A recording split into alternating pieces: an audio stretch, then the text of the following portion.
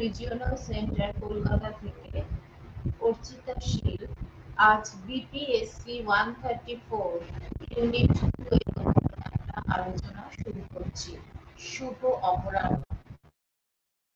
আজকে আমরা যে বিষয়গুলোকে নিয়ে আলোচনা করব সেগুলি হচ্ছে, তার মধ্যে কতগুলো বিষয় হচ্ছে খুব উল্লেখযোগ্য, যেমন জাতীয় শক্তি বা ন্যাশনাল পাওয়ার, শক্তি সমূহ ব্যালেন্স অফ পাওয়ার, যৌথ নিরাপত্তা কালেক্টিভ সিকিউরিটি এবং হচ্ছে জাতীয় স্বার্থ বা ন্যাশনাল ইন্টারেস্ট। আন্তর্জাতিক সম্পর্কের আলোচনা যদি আমরা এগিয়ে নিয়ে যাই তাহলে দেখা যায় যে সম্পর্কের ক্ষেত্রে মুখ্য একক হচ্ছে স্টেট বা রাষ্ট্র, আর রাষ্ট্রকে আমরা সবচেয়ে বেশি গুরুত্ব দিয়ে আলোচনা করে থাকি। এবং আন্তর্জাতিক ক্ষেত্রে এই বিভিন্ন যে রাষ্ট্র আছে সেগুলো উন্নত হতে পারে, অনুন্নত হতে পারে, উন্নয়নশীল হতে পারে, যাই হোক না কেন সেই সমস্ত রাষ্ট্রের সক্রিয়তা, প্রভাব এবং ভূমিকার মাপকাঠি হলো তার শক্তি বা তার যে গুরুত্ব, সেটা কিন্তু শক্তির মাপকাঠিতে আমরা বিচার করে থাকি। যে রাষ্ট্র যত বেশি বলা যায় যে শক্তিশালী হয়ে থাকে বা অর্থাৎ যেটা বলতে পারি ক্ষমতা সম্পন্ন হয়ে থাকে বা পাওয়ারফুল হয়ে থাকে, সেই রাষ্ট্র তত বেশি আন্তর্জাতিক রাজনীতি বা ইন্টারন্যাশনাল পলিটিক্সকে কন্ট্রোল বা নিয়ন্ত্রণ করে থাকে। মূলত তাই শক্তি বলা যায় যে বা রাষ্ট্রের লক্ষ্য পূরণের উপায় হিসেবে বিবেচিত হয়ে থাকে এবং সেই কারণে প্রত্যেক রাষ্ট্রের একটা লক্ষ্য হয়ে থাকে ক্রমশ তার শক্তি বৃদ্ধি করা বা ক্ষমতা বৃদ্ধি করা। এরই পরিপ্রেক্ষিতে সুতরাং শক্তির কনসেপ্ট বা বলা যায় যে পাওয়ারের কনসেপ্ট বা পাওয়ারের ধারণা খুব গুরুত্বপূর্ণ হয়ে উঠছে বা হয়ে ওঠে। তাই আমরা প্রথমে যে বিষয় আলোচনা করব সেটা হচ্ছে ন্যাশনাল পাওয়ার বা জাতীয় শক্তির ধারণা বা কনসেপ্ট অফ ন্যাশনাল পাওয়ার। এই প্রসঙ্গে বলতে গিয়ে বিখ্যাত আন্তর্জাতিক সম্পর্ক বিশেষজ্ঞ মর্গ্যানথ একটা কথা বলেছিলেন। মর্গ্যানথ কি বলেছিলেন? মর্গ্যানথ বলেছিলেন যে শক্তি হলো অন্যের যে মন বা কাজের উপর ক্ষমতার যে নিয়ন্ত্রণ বা কন্ট্রোল, আমরা যে এক্সিস্টেন্স বা অস্তিত্ব তাকে আমরা কিন্তু পাওয়ার বা বলতে পারি যে শক্তি হিসেবে বিবেচনা করতে পারি। এবং মানুষের উপর মানুষের নিয়ন্ত্রণকে আমরা সাধারণত শক্তি বলে উল্লেখ করতে পারি। অন্যদিকে আর এক ধরনের যারা রাষ্ট্রবিজ্ঞানী আছেন তাদের আমরা বলে থাকি আচরণবাদী রাষ্ট্রবিজ্ঞানী বা বিহেভিয়ারালিস্ট থিঙ্কার। তারা শক্তির সংজ্ঞা দিতে গিয়ে কি বলেছে?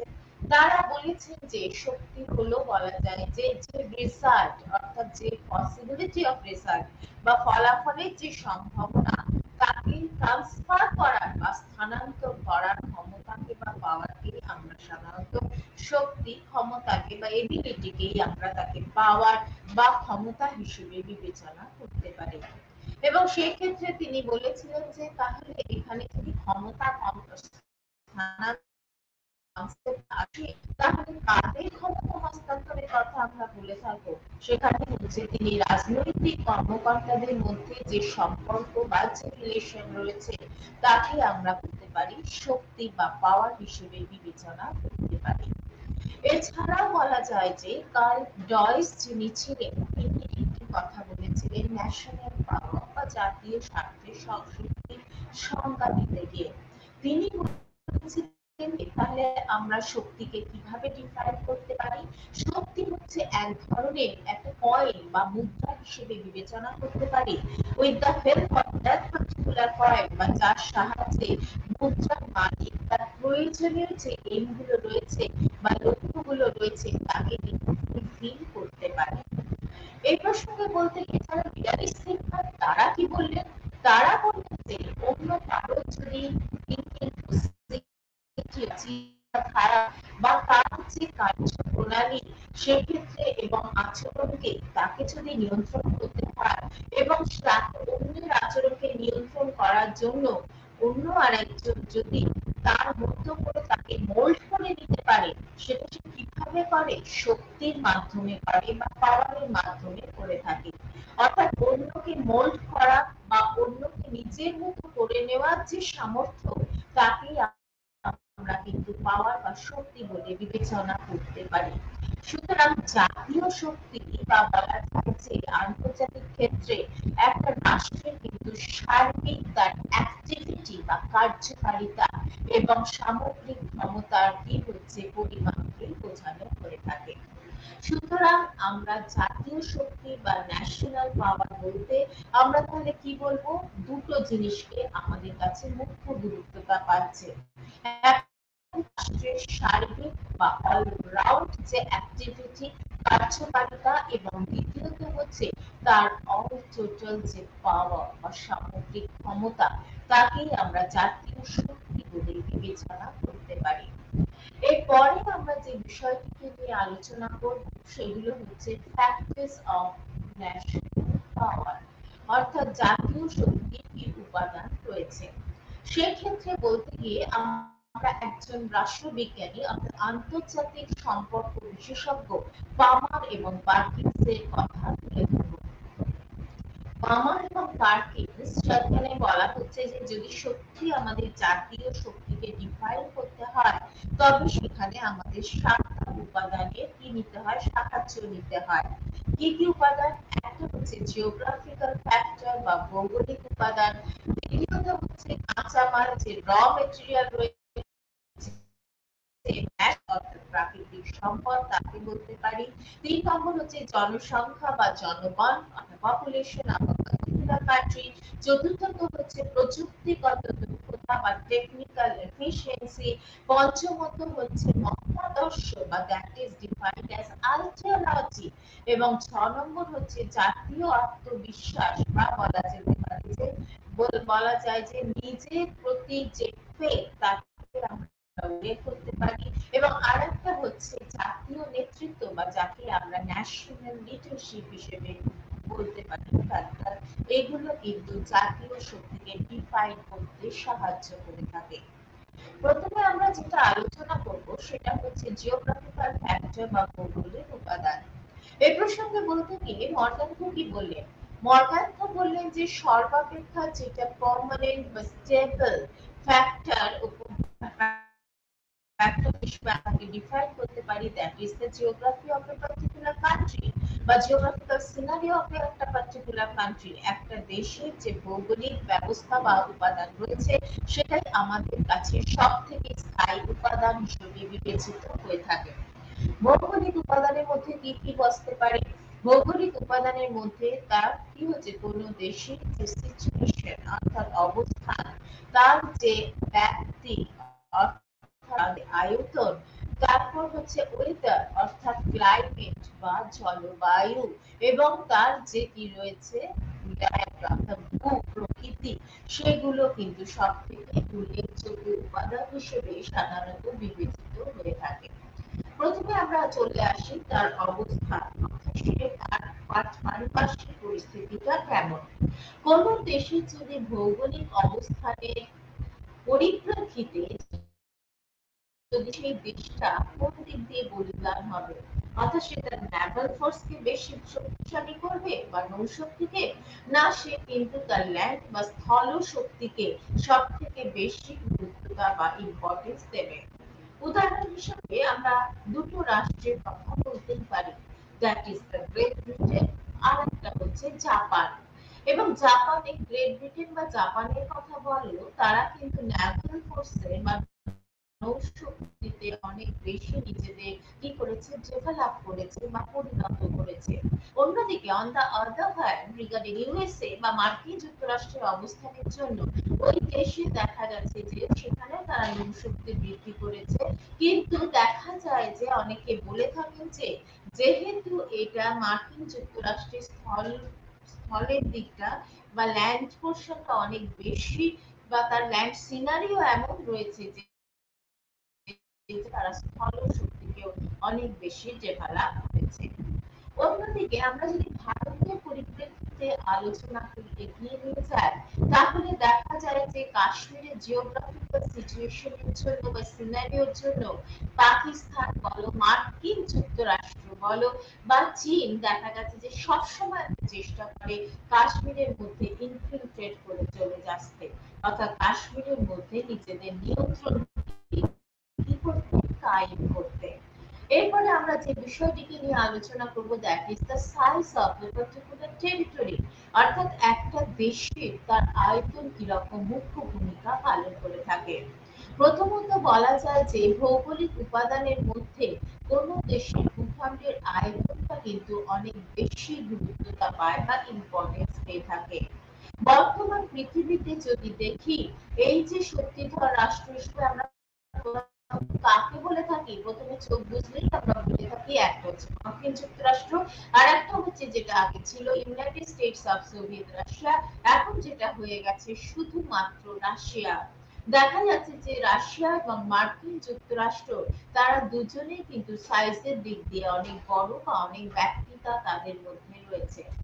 বিশাল ভূখণ্ড যদি থাকে একটা জন্য, একটা রাষ্ট্রের যদি টেরিটোরিয়াল সাইজটা অনেক বেশি হয়, তাহলে সে কিছু বেনিফিট পেয়ে থাকে বা কিছু সুবিধা পেয়ে থাকে। কিরকম সুবিধা পেয়ে থাকে? বিশাল ভূখণ্ড যদি থাকে তাহলে তার হচ্ছে ন্যাচারাল রিসোর্স বা সম্পদও অনেক বেশি থাকবে, এবং তার ফলে শুধু তাই নয়, জনগণের যে বাসভূমি সেটাও কিন্তু অনেক বেশি ভিড় হয়ে থাকবে, পরিমাণে হয়ে থাকে। দ্বিতীয়ত যেটা বলা যায় যে কোনো রাষ্ট্রের যদি ভূখণ্ড বেশি থাকে তাহলে দুম করে কোনো এনিমি কান্ট্রি বা রাষ্ট্রের পক্ষে সহজে তাকে কি করা, অ্যাটাক করা সম্ভব হয় না। তৃতীয়ত বলা যায় যে যদি দেশের আয়তন বিশাল হয়ে থাকে তাহলে দেখা যায় যে গুরুত্বপূর্ণ যে ইন্ডাস্ট্রিয়ালাইজড সেন্টারগুলো ডেভেলপ করে বা শিল্প কেন্দ্রিক যে অঞ্চলগুলো রয়েছে সেগুলো শুধুমাত্র একটা কোরে বা কেন্দ্রে প্রতিষ্ঠা করা যায় না, অনেকটা প্রান্তিক বা পেরিফেরিতেও সেগুলোকে এস্টাবলিশ করা যেতে পারে। এবং চতুর্থত বলা হচ্ছে এই যে দেশের আয়তন যদি বড় হয় তাহলে দেখা যায় যে ওই সমস্ত দেশকেও যদি কোনো শত্রুপক্ষকে আক্রমণ করে শত্রুপক্ষ, তবে তো তার পক্ষে সেই দেশকে জয় করা, সেই দেশকে নিজের নিয়ন্ত্রণে আনা অনেক বেশি কি হয়ে থাকে, কষ্টসাধ্য ব্যাপার হয়ে দাঁড়ায়। সুতরাং কোন দেশের আয়তন যদি বড় হয় তাহলে কিন্তু এই সমস্ত দেশ দিক দিয়ে একটা দেশ অনেক বেশি বেনিফিটেড বা কি হতে পারে, বা সেক্ষেত্রে তার মানে অনেক বেশি কি থাকে, সুযোগ সুবিধা থেকে থাকে। এরপর দ্বিতীয় যে পয়েন্টটা আমরা নিয়ে আলোচনা করব, দ্যাট ইজ দ্য জলবায়ু বা যাকে আমরা বলে থাকি ক্লাইমেট। কোন দেশের যদি ক্লাইমেট এবিলিটি, কাজ করার এবিলিটি, সেটাকে সাধারণত ডিটারমাইন করে থাকে বা নির্ধারণ করে থাকে। কিরকম বলা হচ্ছে, পৃথিবীতে বেশিরভাগ দেশে বা এখনো অনেক দেশ আছে যারা সাধারণত এগ্রিকালচারাল কান্ট্রি বা কৃষি প্রধান দেশ হিসেবে বিবেচিত হয়ে থাকে। এই দেশগুলো সাধারণত ওয়েদারের উপর বা জলবায়ুর উপর নির্ভরশীল। কেন নির্ভরশীল? যে দেশে বৃষ্টি বেশি হয় তার প্রোডাকশনটাও অনেক ভালো হয়ে থাকে।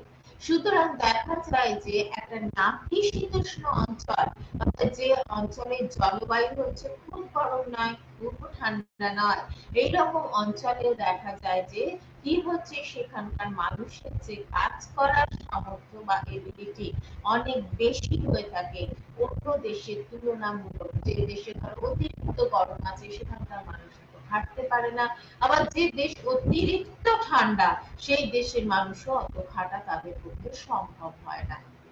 এছাড়াও যেটা বলা যায়, আজকের দিনে সায়েন্স আর টেকনিকের যথেষ্ট উন্নতি ঘটে গেছে, অর্থাৎ বিজ্ঞান এবং প্রযুক্তিগত উন্নতির ফলে মানুষ আজকে অনেক স্থানে কি করেছে, প্রতিকূল জলবায়ু কে কি করতে পারছে, তার যে প্রভাব বা তার ইনফ্লুয়েন্স আছে সেটাকে অনেকটা দমন করতে পারে বা রেজিস্ট করতে পারে। সুতরাং জলবায়ু বা ওয়েদারও কিন্তু কি বলা যেতে পারে, একটা গুরুত্বপূর্ণ বিষয় হিসেবে আমরা তাকে ন্যাশনাল পাওয়ার বা জাতীয় শক্তির ক্ষেত্রে আলোচনায় তুলে আনতে পারি। এছাড়াও এর ফলে যেটা আমরা আলোচনা করব, দ্যাট ইজ তা হচ্ছে ভূপ্রকৃতি বা জিওগ্রাফি। তাহলে জিওগ্রাফি বলতে কি বোঝে? আমরা চোখ বুঝলে দেখতে পারি একটা দেশের উপরের দিকে কিছু পাহাড় আছে কি, যে সমুদ্র আছে কি, এইগুলো আমরা আমাদের ভূগোলে বা জিওগ্রাফিতে পড়ে থাকি।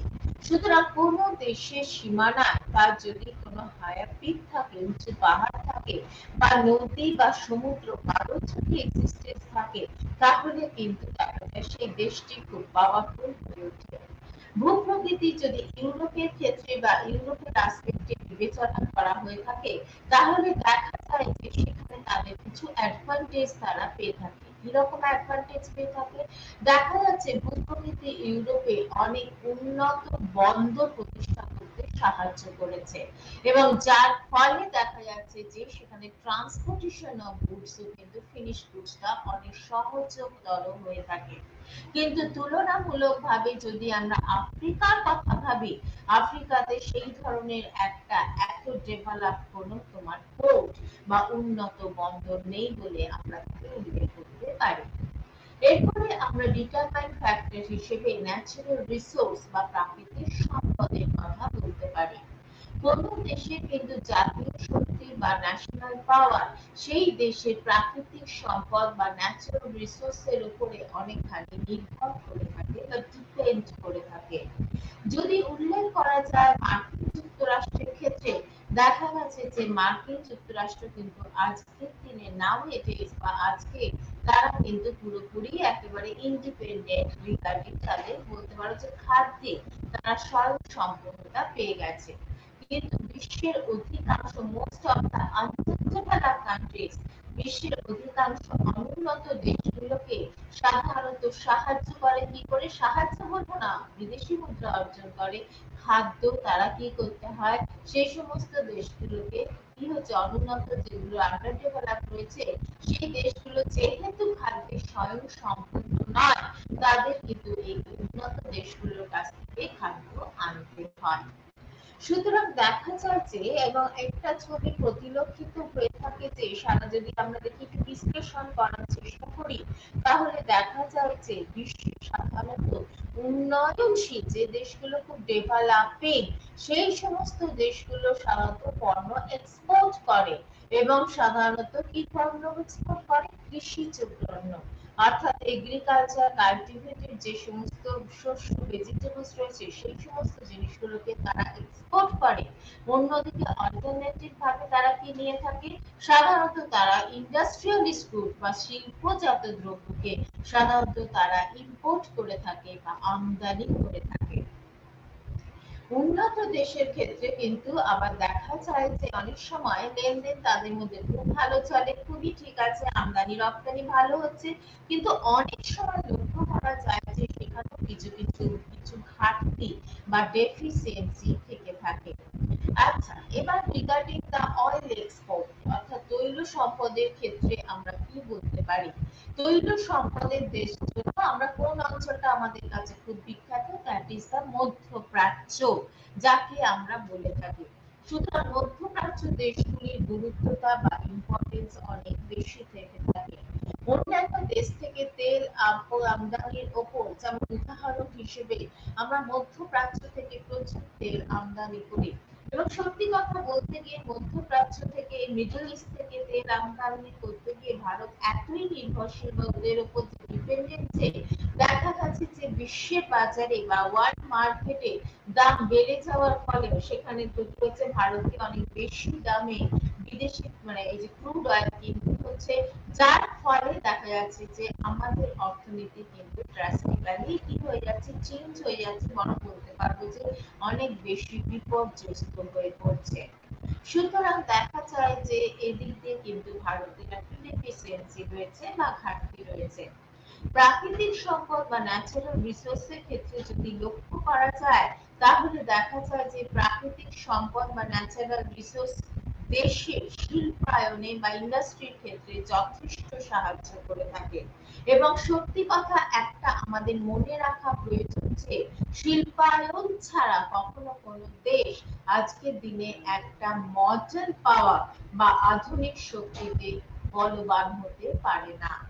সুতরাং দেখা যায় যে বিশ্বের শিল্পোন্নত যে দেশগুলো রয়েছে, বিশ্বের যে ডেভেলপড ইন্ডাস্ট্রিয়াল কান্ট্রিগুলো রয়েছে, সেগুলো দেখা যাচ্ছে যে রাজনীতিতে মার্কিন যুক্তরাষ্ট্র বলো, রাশিয়া বলো, এরা রাজনীতিতে আজকে খুব অ্যাক্টিভ রোল বা সক্রিয় ভূমিকা পালন করে থাকে।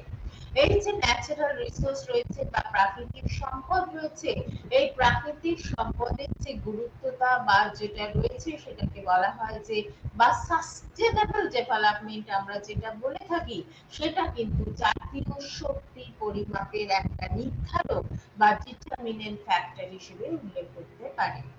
এরপরে আমরা যে উপাদানটা আলোচনা করব, that is the population of a particular country. কোন দেশের জাতীয় শক্তি, এই যে ডেভেলপমেন্ট বা তার যে বিকাশ, তার যে ফ্লারিশমেন্ট, সেক্ষেত্রে কিন্তু সেটা সব থেকে বিশ্বাস নির্ভর করে থাকে হিউম্যান লেবার বা হিউম্যান রিসোর্স, লেবার বলবো না, হিউম্যান রিসোর্স বা মানব সম্পদের উপর। দেশের সম্পদের যদি যথাযথ ইউটিলাইজ করতে হয়, ব্যবহার করতে হয়, সেখানে কিন্তু সেই পরিপ্রেক্ষিতে অ্যাডিকুয়েট পপুলেশন বা উপযুক্ত জনসংখ্যার প্রয়োজন রয়েছে। দেশের প্রতিরক্ষার জন্য, দেশের ডিফেন্সকে ঠিকমতো ডেভেলপ করার জন্য কিন্তু পপুলেশনের একটা নেসেসিটি রয়েছে বা জনসংখ্যার একটা প্রয়োজন রয়েছে। চতুর্থত হচ্ছে একটা পাওয়ারফুল মিলিটারি ফোর্স বা শক্তিশালী যদি একটা মিলিটারি বা সামরিক শক্তি গড়ে তুলতে হয়, তবে সেক্ষেত্রেও কিন্তু একটা ভালো জনসংখ্যা এবং সেটা সক্ষম এবল একটা পপুলেশনেরও প্রয়োজন আছে। জনসংখ্যা যদি কম থাকে তাহলে কি হয়, প্রথমত যেটা বলা যায় ডিসঅ্যাডভান্টেজ, যে রিসোর্স গুলো রয়েছে সেটা ন্যাচারাল রিসোর্স হতে পারে, হিউম্যান রিসোর্স হচ্ছে তার অ্যাডিকুয়েট ইউটিলাইজেশন হয় না, অর্থাৎ ঠিক মতো ব্যবহার হয় না। আবার অন্যদিকে জনসংখ্যা যদি খুব বেশি হয়ে যায়, তবে অতিরিক্ত জনসংখ্যার চাপে দেশের অর্থনীতি ড্রাস্টিক্যালি বা ভীষণভাবে বিপর্যস্ত হয়ে পড়ে। যাতে আমরা দেখতে পারি, যার পারফেক্ট উদাহরণ হচ্ছে আজকে ইন্ডিয়া বা ভারতবর্ষ। ভারতবর্ষে আজকে আনএমপ্লয়মেন্ট বা বেকারত্ব কত বেশি, সেক্ষেত্রে কিন্তু সব থেকে বড় দাঁড় হচ্ছে এই পপুলেশন ইনক্রিজ, অর্থাৎ জনসংখ্যা বৃদ্ধি। দেশের যদি সম্পদের তুলনায় জনসংখ্যা এত বেড়ে যায়, তাহলে সেই দেশকে বিভিন্ন প্রবলেমের সম্মুখীন হতে হয়। সেটা হচ্ছে দ্যাট ইজ দ্য পভার্টি, অর্থাৎ দারিদ্র, অপুষ্টি, ম্যাল নিউট্রিশন, এটা হয়ে থাকে। অন্যদিকে জনসংখ্যায় দেখা যাচ্ছে এবং তার যে বেশি হলে, অর্থাৎ আনএডুকেটেড পিপল, অশিক্ষা, সেটাও কিন্তু বেড়ে যায়। এবং সাইমালটেনিয়াসলি যদি মানুষের সংখ্যা বাড়ে, প্রয়োজনীয় সেল্টার বাসস্থানের সুযোগও অনেক কমে যায় এবং সঙ্গে সঙ্গে দেশে আনএমপ্লয়মেন্ট অর্থাৎ বেকার সমস্যা অনেক বেশি বৃদ্ধিপ্রাপ্ত হয় এবং এছাড়াও নানা ধরনের আরো বাধা বিপত্তি লক্ষ্য করা যায় বা বলা যায় যে অনেক ধরনের অভিশাপ লক্ষিত হয়ে থাকে। এরপর আমরা জনসংখ্যাকে যদি একটুখানি বেশি বিশ্লেষণ করার চেষ্টা করি, তাহলে দেখা যায় যে জনগণের একটা কোয়ালিটেটিভ দিক আছে, অর্থাৎ জনসংখ্যার একটা গুণগত দিক আছে। তার মধ্যে কি করতে পারে, জনসংখ্যার বন্টন, মানে কি হচ্ছে বয়সগত বন্টন, অর্থাৎ এই অনুযায়ী তুমি তাকে ক্লারিফাই করতে পারো। জীবনযাত্রার মান, লেভেল অফ লাইভলিহুড হতে পারে, হেলথ, স্বাস্থ্য হতে পারে, এডুকেশনাল কোয়ালিফিকেশন, শিক্ষাগত দিক থেকে বেশি গুরুত্বতা বা ইম্পর্টেন্স পেয়ে থাকে। অর্থনৈতিক দিক থেকে ওই বয়সের জনগণের কি হচ্ছে, উৎপাদনশীলতা বা প্রোডাক্টিভিটি অনেক বেশি হয়ে থাকে। জনগণের আবার উৎপাদনশীলতা আর কিসের উপর নির্ভর করে, তার লাইভলিহুড, তার জীবনযাত্রার মান, তার হেলথ বা স্বাস্থ্য, শিক্ষা, এডুকেশন এবং কর্মকুশলতা অর্থাৎ এফিসিয়েন্সির উপর অনেকখানি তোমার নির্ভর করে থাকে। এবং সেক্ষেত্রে দেখা গেছে বিশ্বের যে শিল্পোন্নত দেশগুলো রয়েছে সেই সমস্ত দেশগুলির মধ্যে মার্কিন যুক্তরাষ্ট্রের গড় বলা যায় যেটা মাথা পিছু আয় এবং জাপানের যে গড় মাথা পিছু আছে সেখানে দেখা যাচ্ছে যে বলা যায় যে তাদের মধ্যে যথেষ্ট পার্থক্য আছে। আর ভারতের কথা এই প্রসঙ্গে নিয়ে এলে ভারতের জনগণের গড় মাথা পিছু আয় হচ্ছে অত্যন্ত কম বা অত্যন্ত নেগলিজিবল বলে বিবেচিত হয়ে থাকে। এছাড়াও জনগণের যে প্রোডাক্টিভিটি, উৎপাদনশীলতা এবং তার চারিত্রিক যে দৃঢ়তা একটা মানুষের থাকে বা আত্মবিশ্বাস বা নৈতিক বা বলা যায় মরালিটি গুণাবলী এবং সামাজিক ও বলতে পারো যে ধর্মগত যে মূল্যবোধ রয়েছে সেই দৃষ্টিভঙ্গি এগুলোর উপরেও কিন্তু অনেকখানি সেগুলো নির্ভর করে থাকে। এরপরে আমরা যেটা বলবো সেটা হচ্ছে অর্থনৈতিক উন্নয়ন বা যাকে আমরা ইকোনমিক ডেভেলপমেন্ট বলে বিবেচনা করতে পারি। কোন দেশের যদি জাতীয় শক্তি বা ন্যাশনাল পাওয়ারে হয় না, তার শিল্প উন্নয়ন ইন্ডাস্ট্রিয়ালাইজেশন আজকে কোন দেশ শিল্পায়ন হয় না, তার শিল্প উন্নয়ন ইন্ডাস্ট্রিয়ালাইজেশন আজকে কোন দেশ শিল্পায়ন ছাড়া এগিয়ে যেতে পারে না। এছাড়া হচ্ছে টেকনিক্যাল আপলিফমেন্ট, প্রযুক্তিগত বা প্রযুক্তি বিদ্যাগত উন্নয়ন, তার কথা আমাদের ভাবতে হয়। এছাড়াও নানা রকম এক্সপেরিমেন্ট, সায়েন্টিফিক এক্সপেরিমেন্ট সেগুলোকে বা বৈজ্ঞানিক গবেষণা সেগুলোকেও যথেষ্ট গুরুত্ব বা ইম্পর্টেন্স দিতে হয়। এছাড়া হচ্ছে যথাযোগ্য স্ট্রাকচার অর্থাৎ পরিকাঠামো ইনফ্রাস্ট্রাকচার এবং অর্থনৈতিক সংগঠন ইকোনমিক অর্গানাইজেশন এবং অর্থনৈতিক নীতি ইকোনমিক পলিসির উপর নির্ভর করে থাকে। সুতরাং বর্তমানে তবে বেশিরভাগ দেশের নিরিখে বলা যায় যে বেশিরভাগ দেশ হচ্ছে আজকে ইন্ডাস্ট্রিয়ালাইজড ডেভেলপড কান্ট্রি, অর্থাৎ বর্তমানে শিল্প উন্নয়নের উপর সাধারণত দেখা যায় যে অর্থনৈতিক উন্নয়ন বা ইকোনমিক ডেভেলপমেন্টটা অনেক বেশি কাজ করে থাকে এবং শিল্প উন্নয়নের উপর বা ইন্ডাস্ট্রিয়ালাইজেশনের উপর সাধারণত সমশিল্পের যে উন্নয়ন বা আধুনিকীকরণের গুরুত্বটা সব থেকে বেশি বা ইম্পর্টেন্স সব থেকে বেশি হয়ে থাকে। এই প্রসঙ্গে বলতে গিয়ে পামার এবং পার্কিন্সও একটা কথা বলেছিলেন যে জাতীয় শক্তির উৎপাদন বলবো না, ফ্যাক্টর বা উপাদান হিসেবে আমরা কিন্তু এই টেকনিককে কি করতে পারি, মেনশন করতে পারি বা প্রযুক্তির কথা বলতে পারি।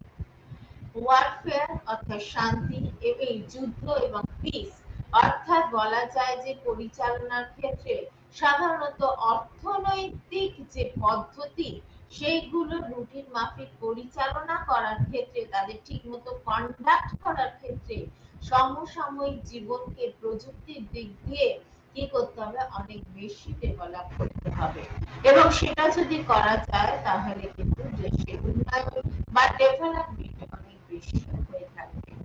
এছাড়া অর্থনৈতিক উন্নয়নের একটা সূচক হিসেবে আমরা দেশের সাধারণত নেট বলা যায় ন্যাশনাল প্রোডাকশন অর্থাৎ বলা যায় যে নিট জাতীয় উৎপাদন, শিল্পায়নের হার, মাথাপিছু আয় এবং বলা যায় যে জীবনযাত্রার মান সমস্ত কিছু অনেক বেশি ডিপেন্ড করে থাকে বা নির্ভর করে থাকে।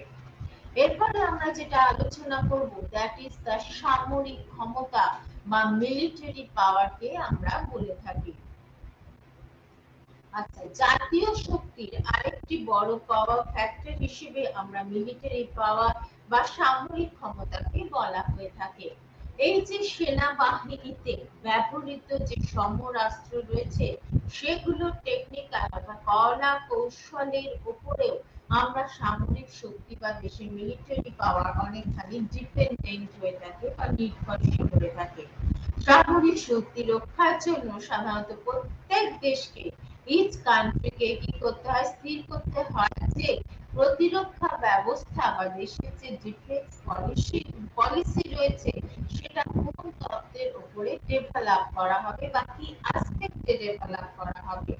এবং শুধু তাই নয়, এবং সেখানে যে মোট জাতীয় আয় রয়েছে তার কত অংশ ব্যয় করা হবে এবং কি ধরনের অস্ত্র উৎপাদন বা ক্রয় করা হবে সমস্ত কিছু কিন্তু ডিটেইলে আলোচনা করা হয়ে থাকে বা সামরিক ক্ষমতার ক্ষেত্রে।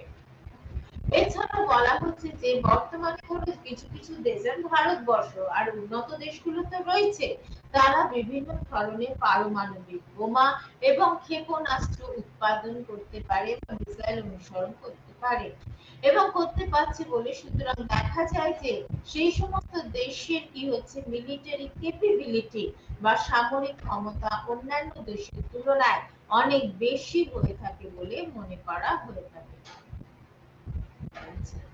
এবং সেখানে বলা হচ্ছে উদাহরণ হিসেবে আবার আমরা টেনে নিয়ে আসছি মার্কিন যুক্তরাষ্ট্র এবং গ্রেট ব্রিটেনকে বা রাশিয়াকে আনছি।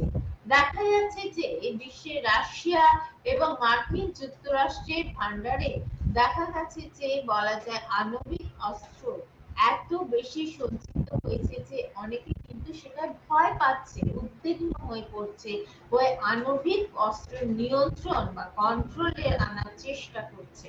এবং সেক্ষেত্রে দেখা যাচ্ছে যে এই রাশিয়া এবং আমেরিকার মধ্যে বলা যায় যে বলতে পারা যায় যে এই সমস্ত দেশগুলো হচ্ছে ভীষণভাবে কি হচ্ছে শস্ত্র উৎপাদন করতে পারে, কিন্তু দেখা গেছে যে তারাও কিন্তু বুঝেছে এই অস্ত্র উৎপাদন বা সারাক্ষণ যুদ্ধযাত্রা করে নিজেকে সাস্টেন করা সম্ভবপর হবে না এবং সেই কারণে তারা গুরুত্বপূর্ণ আণবিক অস্ত্র নিয়ন্ত্রণ এই ব্যাপারটার উপরেও গুরুত্ব দিয়েছে। শুধু তাই না, তারা বিভিন্ন দেশের সঙ্গেও অনেক সময় অনেক চুক্তিও স্বাক্ষর করেছে। এরপরে আমরা যেটা করব দ্যাট ইজ দ্য রাজনৈতিক প্রশাসনিক উপাদান, অর্থাৎ পলিটিক্যাল অ্যাডমিনিস্ট্রেটিভ ফ্যাক্টর। অর্থাৎ দেখা যাচ্ছে যে প্রত্যেক দেশের জাতীয় শক্তির উপাদানগুলোকে অনেক বেশি ইউনাইটেড করে সুসংবদ্ধভাবে করে বা কি হচ্ছে যে সেখানে ব্যবহার করে বা সরকারের উপরে বলা যায় যে ওই দায়িত্ব বা ওই রেসপন্সিবিলিটিটা দিয়ে দেওয়া হয়। কথাগুলো খুব শক্ত শক্ত কথা বললাম, রাজনৈতিক প্রশাসনিক উপাদান। এখন দেখা যাচ্ছে সেটাকে যদি আমরা আলোচনাটাকে এগিয়ে নিয়ে যাই, তাহলে দেখা যায় যে সরকারি সাধারণত ডিফেন্স রিলেটেড বা প্রতিরক্ষা সংক্রান্ত নীতিকে ডিটারমাইন করে থাকে এবং দেখা যাচ্ছে যে প্রতিরক্ষা ব্যবস্থা সেই অনুযায়ী সাধারণত কন্ডাক্টেড হয়ে থাকে বা পরিচালিত হয়ে থাকে। এখন হচ্ছে সরকার দেশের যে ফরেন পলিসি মানে কি, ভারতের সঙ্গে পাকিস্তানের সম্পর্ক কেমন হবে তার রিফ্লেকশন আমরা দেশের ভারতের বিদেশ নীতিতে দেখতে পাই। সুতরাং সরকার, আমাদের মনে রাখতে হবে, সরকার পররাষ্ট্র নীতি নির্ধারণ করে, ডিটারমাইন করে এবং তাকে কি করে, ইমপ্লিমেন্ট করে বা প্রয়োগ করে থাকে। এছাড়াও দেখা যায় যে সরকার সাধারণত অর্থনৈতিক নীতি বা ইকোনমিক যে পলিসি রয়েছে, সে এখানে বলা হচ্ছে যে অর্থনৈতিক নীতিকে নির্ধারণ করে, ডিটারমাইন করে থাকে ও দেশের যে আভ্যন্তরীণ যে বলা যায় যে ব্যবসা বা বাণিজ্য, যাকে আমরা টার্সিয়ারি সেক্টর বা বিজনেস সেক্টর হিসেবে উল্লেখ করতে পারি, তারা বিভিন্ন রকম নীতি পলিসি ফর্মুলেট করে এবং তারা ন্যাচারাল রিসোর্স বা সম্পদকে কালেক্ট করারও চেষ্টা করে। সরকারি যারা লিডার রয়েছেন, অর্থাৎ লিডারশিপ কোয়ালিটি যাদের মধ্যে রয়েছে, সেই সরকারি নেতৃত্ব স্থানীয় যারা ব্যক্তিগণ রয়েছেন, তারা অনেক বেশি কি হয়ে থাকেন, দক্ষ, এফিশিয়েন্ট হয়ে থাকেন এবং বিচক্ষণ এবং ইন্টেলিজেন্ট হন, বুদ্ধিমান হন। তার ফলে দেখা যাচ্ছে যে তারা সাধারণত সুদক্ষ নীতি এবং তারা খোঁজ রাখে এবং করে প্রণয়ন করে এবং তাকে ইমপ্লিমেন্ট করে। এর ফলে আলটিমেট এম হিসেবে দেশের কিন্তু মুনাফা অনেক বেশি বৃদ্ধিপ্রাপ্ত হয়ে থাকে। এইবার আমরা যেটা বলবো সেটা হচ্ছে পলিটিক্যাল ফ্যাক্টর, অর্থাৎ রাজনৈতিক উপাদান। এই রাজনৈতিক উপাদানের মধ্যে সাধারণত ব্যুরোক্র্যাটদের বা আমরা যারা পলিসি ফর্মুলেট করে তারাই হচ্ছে ব্যুরোক্র্যাট। এই ব্যুরোক্র্যাটদের দেখা যাচ্ছে যে দক্ষতা এবং বিষয়টিও সব থেকে বেশি গুরুত্ব তার বা ইম্পর্টেন্স পেয়ে থাকে এবং সেক্ষেত্রে দেখা যাচ্ছে যে সরকার জাতীয় শক্তি বা ন্যাচারাল রিসোর্সকে ডেভেলপ করার জন্য বা বৃদ্ধির জন্য যে নীতি প্রণয়ন করে থাকে, তার রূপায়ণ, তাকে বলে না ইমপ্লিমেন্ট করার দায়িত্ব কিন্তু আমাদের উপরেই এসে পড়ে। এই আমলাদের নিজস্ব যে এফিসিয়েন্সি বা দক্ষতা রয়েছে এবং বলা যায় যে বিশ্বস্ত তাদের যে ফেথ রয়েছে তাদের উপর, দেখা যায় যে সরকারি নীতির সার্থক মানে প্রয়োগ অনেকাংশে কিন্তু নির্ভরশীল করে থাকে এই আমলাদের দক্ষতা এবং বিশ্বস্ততা বলা যায় যে উপর। সরকারি নীতির সার্থক প্রয়োগ অনেকাংশে নির্ভরশীল হয়ে থাকে বা ডিপেন্ডেন্ট হয়ে থাকে। এরপর আমরা যেটা নিয়ে আলোচনা করব দ্যাট ইজ দ্য কূটনীতি বা ইংলিশে যেটাকে বলা হয়ে থাকে ডিপ্লোম্যাসি। এখন বলা হচ্ছে যে জাতীয় শক্তি নির্ধারণের ক্ষেত্রেও কূটনীতিবিদদের ভূমিকা কিন্তু অনেক বেশি। কেন?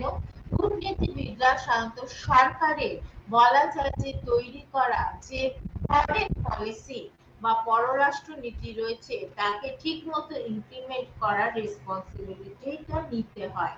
কূটনীতিবিদরা বা ডিপ্লোম্যাটরা সাধারণত বিদেশের সঙ্গে বলা যাচ্ছে দেশের কূটনৈতিক একটা যোগাযোগ বজায় রাখার চেষ্টা করে, অর্থাৎ ডিপ্লোম্যাসিটাকে মেনটেন করার চেষ্টা করে। এছাড়াও বিদেশের সঙ্গে ইকোনমিক্যালি অর্থনৈতিক এবং কারিগরি টেকনিক্যাল সাংস্কৃতিক কালচারাল এবং প্রতিরক্ষা সংক্রান্ত দেখা যাচ্ছে যে লেনদেনের ব্যবস্থা তারা করে থাকে। এরপরে আমরা যেটা আলোচনা করব that is the social factors বা সামাজিক উপাদান। এই সামাজিক উপাদানের মধ্যে সমাজে দেখা গেছে যে আমাদের মতো দেশ যেখানে দেখা যাচ্ছে যে এত ডাইভার্সিটি রয়েছে, সেখানে দেখা যায় জাতি ধর্ম এবং বর্ণগত কাঠামো ভীষণভাবে উল্লেখযোগ্যতা পেয়ে থাকে।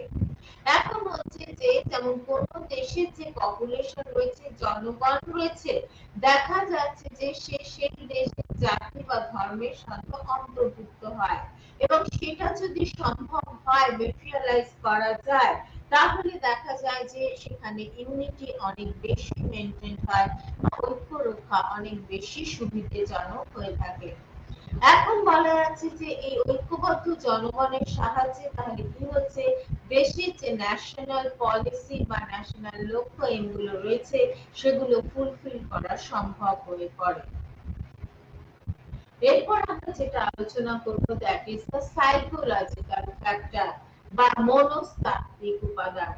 জাতীয় শক্তির মনস্তাত্ত্বিক উপাদানের মধ্যে একটা ন্যাশনাল বলা যায় যে জাতীয় যে আত্মবিশ্বাস বা কোন একটা জাতির যে আত্মবিশ্বাস, তার যে ন্যাশনাল ক্যারেক্টার জাতীয় ক্যারেক্টার বা চরিত্র, তার যে ন্যাশনাল স্ট্যাটাস বা জাতীয় মর্যাদা, এগুলো ভীষণভাবে উল্লেখযোগ্য হয়ে থাকে।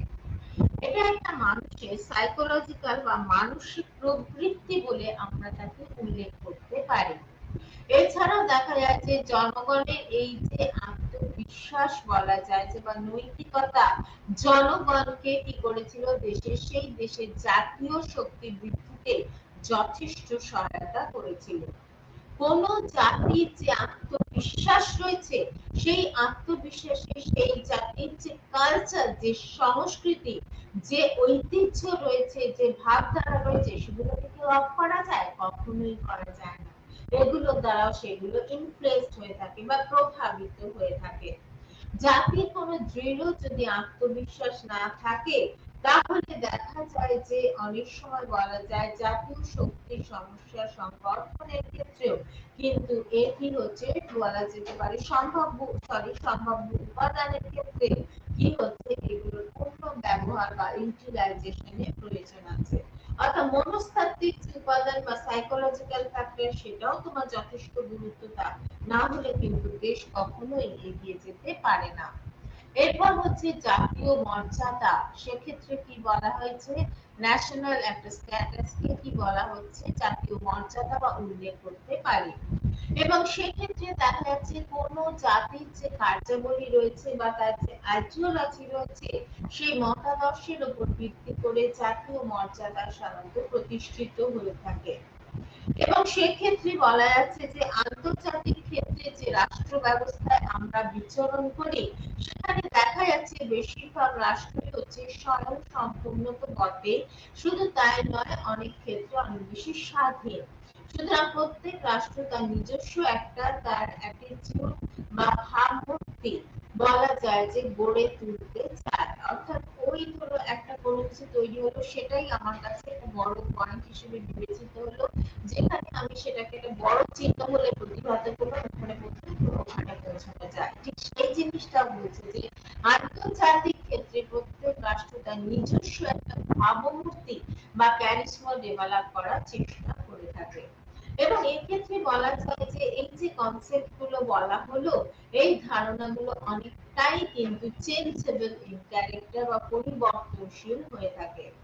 সাম্প্রতিক কালে রিসেন্ট এটাতে দেখা গেছে যে মানব অধিকার রক্ষা অর্থাৎ প্রোটেক্ট দ্য হিউম্যান রাইটস, সামাজিক ন্যায় বিচার, সোশ্যাল ইকুয়ালিটি, এই সমস্ত এস্টাবলিশ করার একটা ভীষণ অ্যাটিটিউড লক্ষ্য করা যাচ্ছে। এবং সেখানে যেহেতু দেখা যায় সামাজিক ন্যায় বিচার এই প্রতিষ্ঠা, তার সঙ্গে সংস্কৃতির গুরুত্বের সঙ্গে ঐতিহ্য প্রভৃতি বিষয় যেগুলো রয়েছে, সেগুলো দেখা যাচ্ছে ন্যাশনাল স্ট্যাটাস বা জাতীয় মর্যাদার সঙ্গে যথেষ্ট যুক্ত হয়ে থাকে। এরপর আমরা যেটা করব সেটা হচ্ছে রাষ্ট্রের আন্তর্জাতিক অবস্থান, অর্থাৎ রাষ্ট্রের কি হচ্ছে, বলা যায় যে এক রাষ্ট্র অন্য রাষ্ট্র বা রাষ্ট্রগুলোর সঙ্গে একটা বাইলেটারাল মধ্যে বা দ্বিপাক্ষিক না মাল্টিল্যাটারাল অর্থাৎ বহুপাক্ষিক রাষ্ট্র কি করতে পারে, চুক্তি করবে, সেটা সম্পাদন করতেই পারে কোন রাষ্ট্র। সুতরাং কোন রাষ্ট্রের বলতে পারা যায় যে বলা যায় জাতীয় শক্তি নির্ধারণের সময় সেই রাষ্ট্রের নিজস্ব শক্তির যে নিজস্ব বলা যায় যে শক্তির সঙ্গে যে জোটের অন্তর্ভুক্ত, এই ব্যাপারটাও কিন্তু দেখা যায় যে জোটের সামরিক শক্তিকে বৃদ্ধি করতে যথেষ্ট সহায়তা করে থাকে। এরপরে আমরা যেটা বলবো দ্যাট ইজ হচ্ছে মতাদর্শ বা আইডিওলজি। দেখা যাচ্ছে যে অনেক ক্ষেত্রে বলা যায় যে মতাদর্শ জাতীয় রাষ্ট্রগুলির মধ্যেও নানা ধরনের ঐক্য বা ইউনিটি সঞ্চার করার চেষ্টা করে। রাষ্ট্রগুলি এগুলির ক্ষেত্রে যদি তারা সবসময় বলা যায় যে পরস্পর বিরোধী মতাদর্শ নিয়ে মেতে থাকে, তাহলে কিন্তু জাতীয় রাষ্ট্রগুলির মধ্যে একটা কর্ডিয়াল রিলেশন কখনোই গড়ে উঠবে না, বরং তাদের মধ্যে একটা কনফ্লিকচুয়াল সিচুয়েশন লক্ষ্য করা যাবে। তাই মনে করা হয় যে কতগুলো ক্ষেত্রে বলা যায় যে মতাদর্শ মানব সভ্যতার সঙ্গে ভীষণভাবে অঙ্গাঙ্গিভাবে জড়িত, শুধু নয় তার সঙ্গে কি হচ্ছে ওয়েলফেয়ারিজম অর্থাৎ মানব কল্যাণের ব্যাপারটাও অনেক বেশি কি পেয়ে থাকে, ইম্পর্টেন্স বা গুরুত্বতা পেয়ে থাকে। এরপরে আমরা যে বিষয়টি নিয়ে আলোচনা করব that is the balance of power বা শক্তি সাম্য। মানব ইতিহাসে শক্তি সাম্যের ধারণাকে একটা উল্লেখযোগ্য বা বড় কনসেপ্ট হিসেবে বিবেচনা করা হয়ে থাকে। সাধারণত দেখা যায় 1684 সাল থেকে 1914 সাল পর্যন্ত দেখা গেছে যে আন্তর্জাতিক রাজনীতি বা ইন্টারন্যাশনাল পলিটিক্স এর ক্ষেত্রে যে ব্যবস্থা বা যে সিস্টেমটা প্রিভেল করত, প্রচলিত ছিল, এর ব্যাখ্যার প্রসঙ্গে শক্তি সাম্যের ধারণাটাকে কি করা হয়েছে, সেটাকে মেটেরিয়ালাইজ করার চেষ্টা করা হয়েছে। শক্তি সাম্যের ধারণার মধ্যেও ভারসাম্যের ধারণা নির্ভর করে আছে। অর্থাৎ এই প্রসঙ্গে বলতে গিয়ে জর্জ সোয়েট এবং বার্জার একটা কথা বলেছিলেন। এই জর্জ সোয়েট এবং বার্জার শক্তি সাম্যকে বলা যায় যে একটি ভারসাম্য এবং বলা যায় আন্তর্জাতিক সম্পর্কের ক্ষেত্রে কিছুটা বলা হচ্ছে স্থিতাবস্থা বজায় রাখার কথা ভাবা হয়েছিল। কিন্তু যেখানে একসঙ্গে আরেকটা কথা মনে রাখা প্রয়োজন যে যেখানে বহু রাষ্ট্রের অবস্থান পাশাপাশি রয়েছে, সেখানে দেখা যাচ্ছেও যে শক্তি সাম্যের এই তত্ত্বকে প্রয়োগ করা যেতে পারে। এই প্রসঙ্গে বলতে গিয়ে হ্যান্স মর্গ্যান তো আরো কথা বলেছিলেন যে শক্তি সাম্যকে সাধারণত দেখা যায় যে এক ধরনের পরিমাপের অভাব রয়েছে, এবং সেই ক্ষেত্রে তাই বলা হয়েছিল যে এক ধরনের সামগ্রিক নীতির উপর ভিত্তি করে একে হ্যান্স মর্গ্যান তো বলেছিল যে এগিয়ে যেতে হবে। এবং এই প্রসঙ্গে বলতে গিয়ে শক্তি সাম্যকে ডিফাইন করতে গিয়ে দেখা যায় যে কিছু কিছু লেখক আবার 5টি ভাগে তাকে ভাগ করেছেন, এবং সেক্ষেত্রে কি করেছেন, বলেছেন যে কতগুলো বিষয়কে তিনি গুরুত্বটা দিয়েছেন। যেমন হচ্ছে বহু সংখ্যক যে রয়েছে সেই সমস্ত বহু সংখ্যক বলা যায় সার্বভৌমিক রাজনৈতিক ক্ষমতা, অর্থাৎ বলা যায় যে প্রত্যেকটা রাষ্ট্র তো আজকে বেশিরভাগ রাষ্ট্রের কি সভারেন ক্যারেক্টার, অর্থাৎ তারা সার্বভৌম হিসেবে বিবেচিত হয়ে থাকে। সুতরাং বহু সংখ্যক সার্বভৌম রাষ্ট্রগুলো কি হচ্ছে বলা যায় যে রাজনৈতিক কর্মদক্ষতা কতটা, এটা আমাদের বিবেচনার বিষয় হয়ে দাঁড়ায়। দ্বিতীয়ত, এরা সার্বভৌম কর্মকর্তা যারা রয়েছে তাদের উপর একটি শক্তিশালী কেন্দ্রীয়ভূত একটা বৈধ কর্তৃত্বের দেখা যাচ্ছে অ্যাবসেন্টিজ বা অনুপস্থিতিটা ছিল। তৃতীয়ত, বলা যায় যে বিভিন্ন রাষ্ট্রের মধ্যে মর্যাদা, সম্পদ এবং সংগ্রহে বলা যায় যে আনইকুয়াল ডিস্ট্রিবিউশন বা অসম বন্টন লক্ষ্য করা যায়। বিশ্বের যে সীমাবদ্ধ যে লিমিটেড ন্যাচারাল রিসোর্স রয়েছে বা সম্পদের জন্য বিভিন্ন সার্বভৌম রাষ্ট্রে গড়ে ওঠা নিরন্তর বলা যায় যে অথচ একটা নিয়ন্ত্রিত কি কম্পিটিশন প্রতিযোগিতা লক্ষ্য করা যায়, এবং সেক্ষেত্রে কি রয়েছে এটা করা প্রয়োজন বলেই মনে করা যেতে পারে। এছাড়া বলা যায় যে শক্তি সাম্য সাধারণত স্থিতাবস্থা বজায় রাখতে চায়, কিন্তু মানব ইতিহাসের এত চেঞ্জেবল ইন ক্যারেক্টার, অর্থাৎ মানব ইতিহাস বা হিউম্যান সিভিলাইজেশন এতটাই চেঞ্জেবল ইন নেচার, অর্থাৎ বলা যায় যে এত পরিবর্তনশীল হয়ে থাকে যে ব্যক্তি সমূহকে কি হচ্ছে শক্তি সমূহকে যদি কার্যকরী হতে হয় তবে সেক্ষেত্রে কিন্তু পরিবর্তনশীল অর্থাৎ চেঞ্জেবল এবং বলা যেতে পারে গতিশীল হতে হবে। এরপর আমরা যেটা আলোচনা করব সেটা হচ্ছে শক্তি সাম্যের অনেক রকম রূপ রয়েছে। কি রকম রয়েছে? একটা বলা যেতে পারে যে শক্তি সাম্য বিভিন্ন ধরনের হতে পারে। এছাড়াও বলা যায় যে সাধারণত এলাকা ভিত্তিতে সার্বিক বলা যেতে পারে যে শক্তি সাম্য সেটা টেম্পোরারি স্থানীয় হতে পারে, আঞ্চলিক হতে পারে, বা বলা যায় যে মহাদেশীয় হতে পারে বা বিশ্বব্যাপীও করতে পারে। শক্তিসম ব্যবস্থায় সাধারণত অংশগ্রহণ যারা করে যে রাষ্ট্রগুলো তারা বেশিরভাগ ক্ষেত্রে দেখা গেছে কোন রাষ্ট্র কি হচ্ছে যেমন শক্তি সাম্য ইউটিলাইজ করে, তাই শক্তি সাম্যকে তারা এভাবেও বিভাজন করে থাকে। একটা হচ্ছে দ্বিকেন্দ্রিক, আবার কখনো বলা হয়ে থাকে সেটা হচ্ছে ত্রিকেন্দ্রিক বা বহুকেন্দ্রিক হতে পারে। সাধারণত শক্তি সাম্যের মধ্যে একটা আঞ্চলিক শক্তি সাম্য হয়ে থাকে। দ্বিতীয়ত, শক্তি সাম্য ফ্লেক্সিবল হতে পারে, আবার রিজিডও হতে পারে, অর্থাৎ নমনীয় বা অনমনীয় হতে পারে। তৃতীয়ত হচ্ছে শক্তি সাম্য সাধারণত সিম্পলিফাইড বা সরল বা অনেক সময় কমপ্লেক্স বা কমপ্লেক্সিটি অনেক বেশি বা কমপ্লিকেটেড হতে পারে বা জটিলতর হতে পারে। শক্তি সাম্য বজায় রাখার ক্ষেত্রে যদি দুটো রাষ্ট্র সাধারণত খুব মুখ্য ভূমিকা গ্রহণ করে থাকে তবে তা সাধারণত দ্বিকেন্দ্রিক হয়ে থাকে, আর যদি তিনটে রাষ্ট্র করে তবে সেটা সাধারণত ত্রিকেন্দ্রিক হয়ে থাকে। শক্তি সাম্যের ক্ষেত্রে যেটা সব থেকে গুরুত্বপূর্ণ বিষয় হচ্ছে, অর্থাৎ সেটা হচ্ছে শক্তি সাম্য বজায় রাখার বিভিন্ন পদ্ধতি। কি রকম হয়? প্রথমত হচ্ছে একটা জোট গঠন করতে পারে শক্তি সাম্য। দ্বিতীয়ত কোন একটা এরিয়াকে ক্যাপচার করে নিতে পারে বা এলাকা দখল করতে পারে। তৃতীয়ত বলা হচ্ছে বাফার রাষ্ট্র প্রতিষ্ঠা করতে পারে। চতুর্থত সম্ভাব্য শত্রুকে তার মিত্রের কাছে কিংবা থেকে বিচ্ছিন্ন করে নিয়ে তার পাওয়ারটাকে ডিক্রিজ করতে পারে বা শক্তি হ্রাস করতে পারে। এছাড়া বলা হয় যে শত্রু রাষ্ট্রের নতুন জোট গঠনের সম্ভাবনা কি করতে পারে? নষ্ট করে তার শক্তিকে কমিয়ে দিতে পারে বা হ্রাস করতে পারে। এছাড়া আরো কিছু আদার্স ব্যালেন্স অফ পাওয়ারের কি রয়েছে মেথড রয়েছে, অর্থাৎ শক্তি সাম্যের আরো কিছু অন্যান্য পদ্ধতি রয়েছে। কি রয়েছে? একটা হচ্ছে তোমরা ডিভাইড এন্ড রুল নিশ্চয়ই শুনে থাকবে, ইংরেজরা এটাই করেছিল, সেটা হচ্ছে বিভেদ এবং শাসননীতি। দ্বিতীয়ত হচ্ছে অনেক ক্ষেত্রে ক্ষতিপূরণ দেওয়া। তৃতীয়ত বলা যেতে পারে যে বাফার রাষ্ট্র স্থাপন করা, কথাটা পরে বলছি তাকে বাফার রাষ্ট্র বলছি। চতুর্থত বলা হচ্ছে যে সামরিক মানে হচ্ছে ক্ষমতা বা অস্ত্র বৃদ্ধি এবং নিরস্ত্রীকরণের কথাও বলা হচ্ছে। দ্বিতীয়ত হচ্ছে ইন্টারফেয়ার কথা, অর্থাৎ হস্তক্ষেপ বা না হস্তক্ষেপ না করা। আর একটা হচ্ছে জোট অথবা বিরুদ্ধ জোট গঠন করা।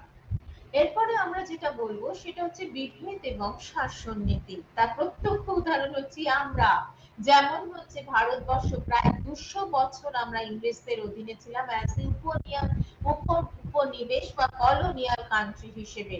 সুতরাং বিভেদ এবং শাসন নীতি দিয়ে সাধারণত কোনো এরকম উপনিবেশের মধ্যে কখনো একতা বজায় রাখার চেষ্টা করা হয় না মনে করা হয়। কিন্তু দেখা যাচ্ছে যে কেন করেছিল, সাম্রাজ্যবাদী রাষ্ট্র হিসেবে যদি ব্রিটেনের কথা বলি, বিশেষত ইংল্যান্ড তার উপনিবেশগুলোতে কন্ট্রোলটাকে বজায় রাখার জন্য, তাকে সাস্টেইন করার জন্য তারা কিন্তু এই ডিভাইড এন্ড রুলের নীতি নিয়েছিল, বিভেদ বা শাসন নীতি নিয়েছিল। দ্বিতীয়ত হচ্ছে যেটাকে বলা যায় ক্ষতিপূরণ, অর্থাৎ কোনো একটা নতুন ভূখণ্ডকে ক্যাপচার করা, দখল করা, অথবা পুরাতন ভূখণ্ডকে ডিভাইড করে দেওয়া, ভাগ করার সঙ্গে সঙ্গে এই পদ্ধতিগত প্রশ্নটি জড়িয়ে থাকে। এই প্রসঙ্গে বলতে গিয়ে মন্ট্যাগু একটা কথা বলেছিলেন। কি বলেছিলেন? বলেছিলেন যে অনেক সময় ডিপ্লোম্যাটিক বার্গেনিং হয়, কূটনৈতিক আলোচনায় দর কষাকষির ফলে যে অনেক সময় পলিটিক্যাল মিউচুয়ালিটি আসে, রাজনৈতিক একটা আপোষ হয়, সেটাও কিন্তু ক্ষতিপূরণের একটা নীতি হিসেবে বিবেচিত হতে পারে। এর পরের কনসেপ্টটা আসে that is the buffer state বা বাফার রাষ্ট্র। কমা এবং পারকিন্স বলেছিলেন যে আজকে বিশ্বকে যদি বাইপোলার সিস্টেমের দিক দিয়ে বিবেচনা করা হয়ে থাকে, তাহলে দ্বিমেরুভিত্তিক বিশ্বে সাধারণত বাফার অঞ্চল বা নিরপেক্ষ এলাকা ব্যতীত কখনোই শক্তি সাম্য সাধারণত বিপজ্জনক হয়ে পড়বে। অস্ত্রসজ্জা এবং হচ্ছে নিরস্ত্রীকরণ, অর্থাৎ একদিকে দেশগুলো কি হচ্ছে সামরিক অস্ত্রের বহির্গমনের কথা যেমন বলা হচ্ছে, তেমনি অর্থাৎ সেক্ষেত্রে কি হচ্ছে সামরিক প্রযুক্তির উন্নয়ন ঘটানোর কথা বলা হচ্ছে বা মিলিটারি যে টেকনিক তার আপলিমেন্টের কথা বলা হচ্ছে, এবং সেইভাবে করে কোন রাষ্ট্র আধুনিকতম বা মডার্ন ওয়েপেন তো তৈরি করতেই পারে এবং তার কি হচ্ছে ক্ষমতা বৃদ্ধি করতে পারে। এইভাবেও কিন্তু ভিত্তি করে রাষ্ট্র শক্তি সাম্য নীতিকে বজায় রাখতে পারে। কিন্তু অন্যদিকে দেখা যাচ্ছে যে অনেক সময় যেমন ভারতবর্ষ পিসফুল কান্ট্রি বা শান্তি স্থাপনের তাদের মতাদর্শ হয়ে থাকে। সুতরাং জাতীয় শান্তি সাম্য রক্ষার ক্ষেত্রে একটা ন্যাশনাল ব্যালেন্স অফ পাওয়ারকে মেনটেন করার ক্ষেত্রে সেজন্য বলেছে অস্ত্র ত্যাগ করো, সামরিক নিরস্ত্রীকরণের কথা বলা হয়েছে। এবং এই নিরস্ত্রীকরণের সমস্যাও কিন্তু শক্তি সাম্য রক্ষার পদ্ধতির সঙ্গে যুক্ত হয়ে থাকে বা অ্যাসোসিয়েটেড হতে পারে। এছাড়া হস্তক্ষেপ ও হস্তক্ষেপ থেকে বিরতি, সেখানে বলা হচ্ছে হস্তক্ষেপ থেকে বিরত থাকার ফলে অনেক ক্ষেত্রেই দেখা যাচ্ছে যে শক্তি সাম্য বজায় রাখা সম্ভব হচ্ছে। এছাড়াও জোট এবং বিরুদ্ধ জোট গঠন, যখন প্রয়োজন হবে সেই অনুযায়ী জোট গঠন করো এবং বিরুদ্ধ জোট গঠন করো সেই অনুযায়ী অ্যাকর্ডিং টু দ্য নেসেসিটি, তবেই শক্তি সাম্য বজায় থাকে। এই জোট কি হতে পারে? অ্যাগ্রেসিভ বা আক্রমণাত্মক হতে পারে, আবার পিসফুল বা আত্মরক্ষামূলকও হতে পারে। আত্মরক্ষামূলক যদি জোটের কথা বলা হয় সেক্ষেত্রে দেখা যায় যে এটা অনেক বেশি কার্যকরী প্রক্রিয়া, কিন্তু আক্রমণাত্মক জোট গঠন করার ফলে অনেক সময় ওয়ারফেয়ার স্টার্ট হতে পারে বা যুদ্ধ হতে পারে। জোট অন্যদিকে পার্মানেন্ট হতে পারে, আবার টেম্পোরারিও হতে পারে, অর্থাৎ জোট স্থায়ী এবং অস্থায়ী হতে পারে। জোট সমজাতীয় বা পরিপূরক হতে পারে বা অনুপূরক হতে পারে। জোট পুনরায় কখনো নিউট্রাল হতে পারে, নিরপেক্ষ হতে পারে, আবার কখনো পার্সিয়াল হতে পারে বা পক্ষপাতিত্বমূলক হতে পারে। এরপরে আমরা যেটা করব সেটা হচ্ছে শক্তি সাম্যের কি কাজ হয়ে থাকে। আন্তর্জাতিক ব্যবস্থার ক্ষেত্রে সাধারণত শক্তি সাম্য একটা বড় কাজ করে থাকে এবং এইভাবে একটা শত্রুধর রাষ্ট্র সাধারণত বিশ্বব্যাপী দেখা যাচ্ছে যে সাম্রাজ্য প্রতিষ্ঠা করতে করতে পারেননি এই শক্তি সাম্যের ফলে বা ব্যালেন্স অফ পাওয়ারের কোঅর্ডিনেশনের ফলে। বিভিন্ন অঞ্চলে সাধারণত রিজিওনাল বা আঞ্চলিক শক্তি সাম্য প্রতিষ্ঠিত হওয়ার ফলে অনেক জোট গঠন করা হয়েছে এবং যার ফলে প্রভাবশালী রাষ্ট্রগুলো পরবর্তীকালে কি করেছে যে থাকেন যে শক্তি সাম্য শান্তি রক্ষার একটা ওয়েপেন বা অস্ত্র হিসেবে বিবেচিত হতে পারে। এই প্রসঙ্গে বলতে গিয়ে অধ্যাপক জয়ন্তানুজ বন্দ্যোপাধ্যায় একটা কথা বলেছিলেন যে সুতরাং শক্তিগত ভারসাম্য আন্তর্জাতিক ব্যবস্থায় অনেক বেশি স্টেবিলিটি দান করে বা ভারসাম্য রক্ষা করে এই কথাটাও কিন্তু ঠিক নয়। তার মতে আন্তর্জাতিক নিরাপত্তা বা ইন্টারন্যাশনাল সিকিউরিটি বিশ্বের বৃহত্তর রাষ্ট্রগুলো বা বৃহৎ বা বিগ রাষ্ট্রগুলোকে ছেড়ে দিলে দেখা যাচ্ছে যে সামরিক যে দিক থেকে দুর্বল বা উন্নত যে দেশগুলো রয়েছে সেগুলো কিন্তু তারা এক্সটার্নাল সিকিউরিটি কিন্তু সেভাবে আর থাকে না। এরপরে আমরা যেটা পড়বো দ্যাট ইজ যৌথ নিরাপত্তা কালেক্টিভ সিকিউরিটি। শক্তি সংস্থাপনের উপস্থাপন শান্তি স্থাপনের উপস্থাপনা হিসেবে যেমন যৌথ নিরাপত্তার আমরা কথা বলছি তেমনি ব্যালেন্স অফ পাওয়ারের কথা যেমন বলেছি তেমনি কালেক্টিভ সিকিউরিটির কথাও বলছি। কি বলা হচ্ছে ক্ষমতার সাম্যের ক্ষেত্রে যেখানে অন্তত দুটো রাষ্ট্র জোটের অস্তিত্ব রক্ষার অস্তিত্ব বা শক্তি রক্ষার প্রয়োজনে অপরিহার্য মনে করা হয় কিসের ক্ষেত্রে ব্যালেন্স অফ পাওয়ার ক্ষেত্রে। যৌথ নিরাপত্তার ক্ষেত্রে কিন্তু একটু আলাদাভাবে চিন্তা করা হয়।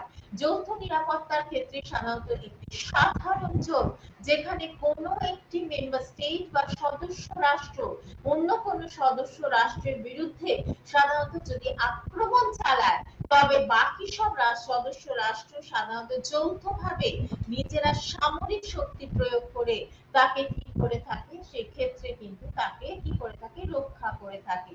That is the concept of collective security বা যৌথ নিরাপত্তার কথা বলা হয়। দ্বিতীয় বিশ্বযুদ্ধের পর যৌথ নিরাপত্তা বজায় রাখার দায়িত্ব সাধারণত বেড়ে উঠেছিল সম্মিলিত জাতিপুঞ্জ বা বলা যায় যে আমরা যেটা ইউনাইটেড নেশনস এর কথা বলতে পারি।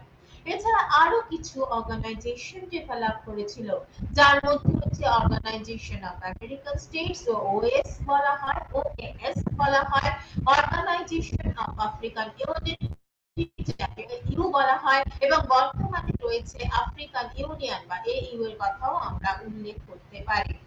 ক্ষমতা সাম্যের তুলনায় যৌথ নিরাপত্তা বা কালেক্টিভ সিকিউরিটির কিছু সুবিধা আছে।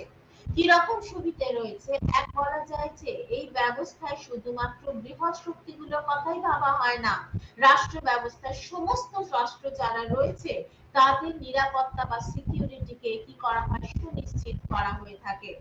দ্বিতীয়ত বলা হচ্ছে যে এই যৌথ নিরাপত্তার ক্ষেত্রে সাধারণত প্রত্যেক যে সদস্য রাষ্ট্র রয়েছে তারা চুক্তির মাধ্যমে বা কন্ট্রাক্টের মাধ্যমে সাধারণত নিজেদের কি করে থাকে দায়বদ্ধতা বা রেসপন্সিবিলিটিকে অ্যাকসেপ্ট করে নেয় যার ফলে আর কোনো অনিশ্চয়তার ব্যাপার থাকে না। তৃতীয়ত হচ্ছে ক্ষমতার সাম্য অবস্থায় কোনো আগ্রাসনের ঘটনা ঘটলে প্রতিক্রিয়া জানানোর আগে কি কারণে হয়েছে বা কি পরিস্থিতিতে উদ্ভব ঘটেছে সেই বিষয়টিকে নিয়ে আলোচনা করা হয় বা সেটাকে নিয়ে অনেক বেশি ব্যবহার করা বা বেশি ভাবা হয়ে থাকে। এবং সেই কারণে দেখা যাচ্ছে যে উদাহরণ হিসেবে আমরা প্রথম উপসাগরীয় যুদ্ধ 1991 সালের কথা বলতে পারি। সেখানে সম্ভবত এটা বলা যায় যে যৌথ নিরাপত্তার সব থেকে উল্লেখযোগ্য উদাহরণ হিসেবে আমরা তাকে উল্লেখ করতে পারি। 1990 দশকে আরেকটা কথা ঠান্ডা যুদ্ধের ঠিক পরবর্তীকালে যুগোস্লাভ বলা যাচ্ছে যুক্তরাষ্ট্রের ভূতপূর্ব সদস্য বসনিয়া যে অঞ্চল ছিল তারা কেন্দ্রীয় সার্ব কর্তৃত্ব থেকে মুক্ত হয়ে ফ্রি হয়ে স্বাধীনতা ঘোষণা করেছিল এবং জার্মানি সম্মিলিত জাতিপুঞ্জের ইউনাইটেড নেশনস এর স্বীকৃতি লাভ করেছিল। এর ফলে কিন্তু কুপিত হয় সার্বিয়া বসনিয়ার উপর হামলা চালালে তার 2/3 তারা দখল করে নিয়েছিল। শেষ পর্যন্ত কিন্তু দেখা গেল এখানে কিন্তু যৌথ নিরাপত্তা বা কালেক্টিভ সিকিউরিটি ফেল করলো এবং তার ফলে দেখা যাচ্ছে যে সেটাও কিন্তু যৌথ নিরাপত্তার একটা বাজে দিক বা ড্রব্যাক হিসেবে আমরা বিবেচনা করতে পারি।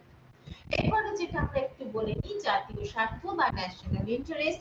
এই ধারণাটা মূলত একটা ফরাসি শব্দ থেকে উৎপন্ন হয়েছে, যেটাকে বলা হয় রেস এনজেন্ট্রি বলে, এবং যার দ্বারা মূলত সাধারণত ইকোনমিক, অর্থনৈতিক, সামরিক বা সাংস্কৃতিক দৃষ্টিভঙ্গি থেকে জাতীয় স্বার্থের ধারণাটাকে বিবেচনা করা হয়ে থাকে।